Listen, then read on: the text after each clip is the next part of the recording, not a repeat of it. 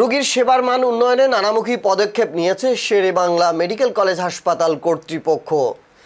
এ নিয়ে গত দুদিন ধরে হাসপাতালের পরিচালক brigadier general doctor AKM Mashiul Monir সকল বিভাগীয় প্রধান অধ্যাপক, সহকারী ও সহযোগী অধ্যাপক ছাড়াও হাসপাতালের চিকিৎসক, নার্স ও স্টাফদের নিয়ে পৃথক পৃথক বৈঠক করেছেন। পাশাপাশি স্বাস্থ্য মন্ত্রণালয়, স্বাস্থ্য অধিদপ্তর, বরিশাল বিভাগীয় স্বাস্থ্য পরিচালক, সিভিল সার্জন, জেলা প্রশাসক ও বরিশাল মেট্রোপলিটন পুলিশের ঊর্ধ্বতন কর্মকর্তাদের সঙ্গে কথা বলে হাসপাতালের বিভিন্ন সমস্যা সমাধানের কার্যক্রম পরিচালনা করছেন।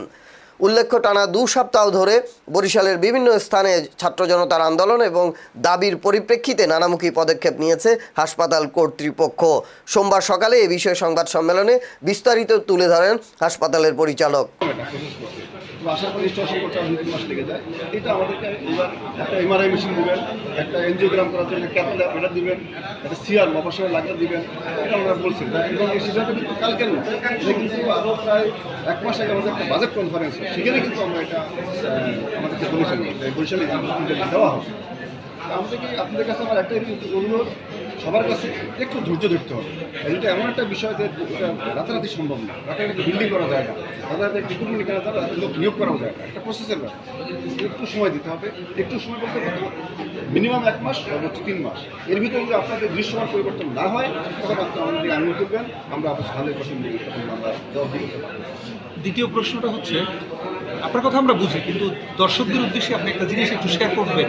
সেটি হচ্ছে, যারা আন্দোলনকারী তারা নাছরবান্ধা, তারা চাচ্ছে স্বাস্থ্য উপদেষ্টা মহোদয় ঘটনাস্থলে আসবে, তাকে তারা বলবে এবং তখন তিনি দেখে যদি মনে করেন কিছু একটা বলবেন। ওই জায়গা থেকে আপনার সাথে স্বাস্থ্য উপদেষ্টা মহোদয়ের একাধিকবার কথা হয়েছে।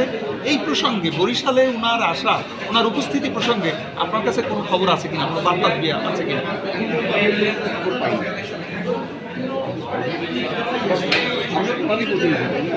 আমি বলেন ডিভিশন কমিশনার, ডিস্ট্রিক্ট আমারই প্রতিনিধি। স্বাস্থ্য উপদেষ্টার নির্দেশটা বা তার আলোচনাটা কি আপনি ছাত্রদের আন্দোলনকারীকে পৌঁছায় দেওয়ার? এটা আপনাদের কাছে আবার অনুরোধ পৌঁছায় দিবেন। এর আগেও আমার কথা হয়েছে, হ্যাঁ, এবং কালকে দেখেন 5জন ইনজুর্ড হয়ে আসছে। আমরা 1.5 মাস ধরে সাথে ছিলাম, নিজে থেকে ইস্যু করেছি।